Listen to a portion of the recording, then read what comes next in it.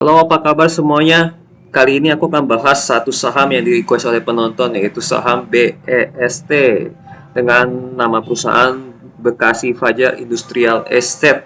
Kalian bisa lihat di websitenya ini ya, ada BEFA Industrial Estate. Ini BEFA singkatan dari Bekasi Fajar.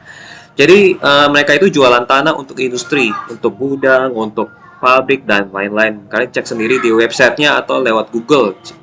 Di video kali ini aku akan ini ya, langsung aja ke poin-poin pentingnya. Ada ini kode sahamnya BEST dengan nama perusahaan PT Bekasi Fajar Industrial Estate TBK. Bisnis jual tanah untuk industri dan kelola kawasan industri. Jadi mereka mendapatkan fee maintenance. Jadi untuk mengelola kawasan industri ini butuh fee ya. Dan kepemilikan 48% dipegang oleh Argo Manunggal, 10% oleh Daiwa House, 41% oleh masyarakat. Cukup besar ya di masyarakat ya. Base ini dikendalikan oleh keluarga Ninking. The Ninking bernama asli Harjanto Tirto Hadiguno. Beliau ini juga punya saham asli dan saham Argo ya. Bukan hanya memiliki tapi mengendalikan. Kalau penasaran kalian cek sendiri ya. Kasus hukum, The Ninking pernah dilaporkan merebut kepemilikan saham PT Surya Karya Pratama. Jadi The Ninking ini diduga mengambil atau mengalihkan kepemilikan saham orang lain ke dirinya sendiri. Ini cukup bahaya ya. Yang kedua, The Ninking juga pernah digugat oleh HJF Investment atas dugaan wan prestasi dua perusahaan. Nanti kalian cari sendiri di Google. Tahun 98 pernah diperiksa oleh Kejaksaan Agung sebagai tersangka dalam kasus penyalahgunaan kredit di BRI atau bank ya, Bank BRI ya. Jadi dari tiga kasus hukum ini cukup lumayan fatal ya. Jadi aku jadi takut untuk investasi di saham BEST ini. Oke, harga tertinggi di 1 tahun terakhir ada di 170 bulan September ya, 2024. Jadi setahun lalu lah ya, beberapa bulan yang lalu. Harga terendah 1 tahun terakhir pernah di harga 70 di tahun ini di bulan April. Harga sekarang ini ada di 100 di bulan Mei ya. Jadi cukup dekat dengan 50. Dari 70 ke 50 cukup dekat. Resiko harga turun bisa ke 50 ya. Kenapa? Nanti aku kasih tahu ya. Sedangkan potensi kenaikan harganya sulit diprediksi. Aku nanti kasih tahu 50 ya. Ini cukup dekat ke 50 dari 100. Pernah juga ke 70 kan. 70 sama 50 itu cukup dekat loh. Tapi sementara itu, kenaikan harganya ini tanda tanya apakah bisa apa atau tidak. Jadi secara rasio perbandingan resikonya dan keuntungannya sangat tidak sehat nih. Penjelasannya pertama dari ini ya, sisi ekuitas ya. Nah, ini dia. Aku besarkan saja ya. Dari sisi ekuitas, ini sebenarnya kan kita beli saham sama dengan beli ekuitas, tapi ekuitasnya itu stagnan, bahkan menurun ya.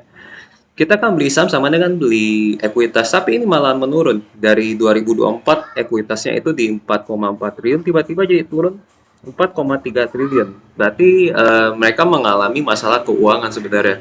Terlihat ya di sini. Keuangan mereka mepet banget. Dan ini susah naik ini dari 2020, bahkan dari 2018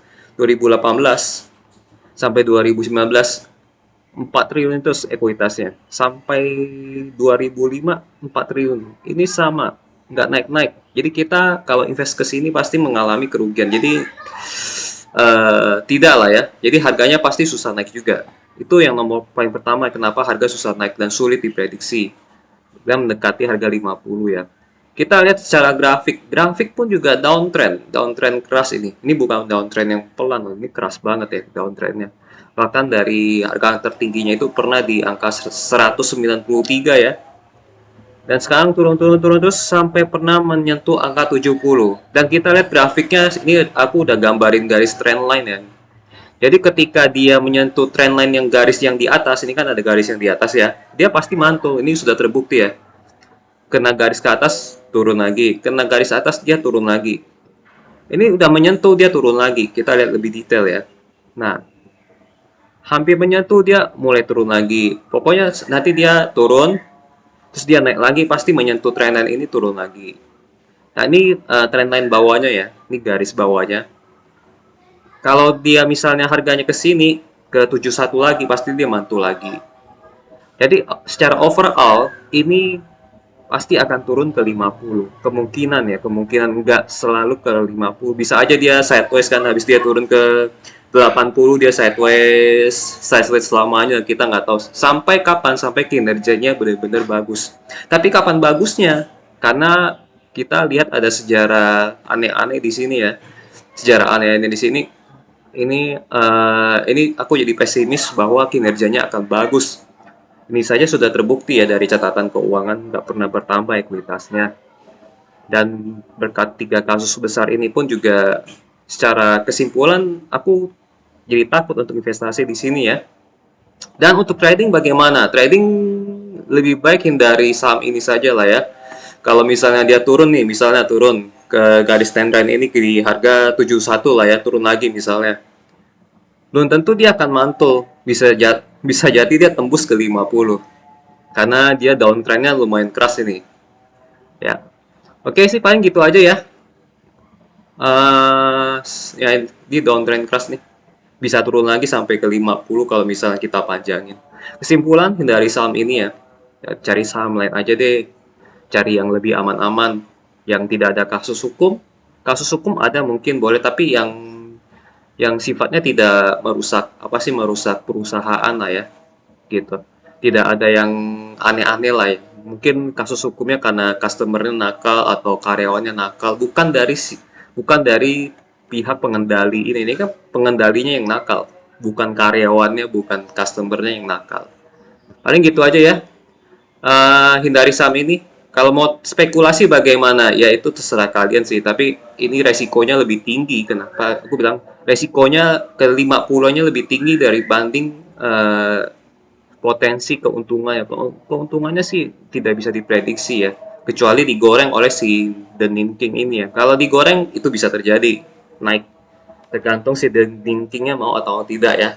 Dan belum tentu kalian bisa mengambil keuntungan dari hasil gorengannya si The King. Bisa aja mainnya jago gitu kan. Oke ya, aku rasa udah cukup mengenai saham base ini ya. Kesimpulan hindari saat ini, cari saham lain aja.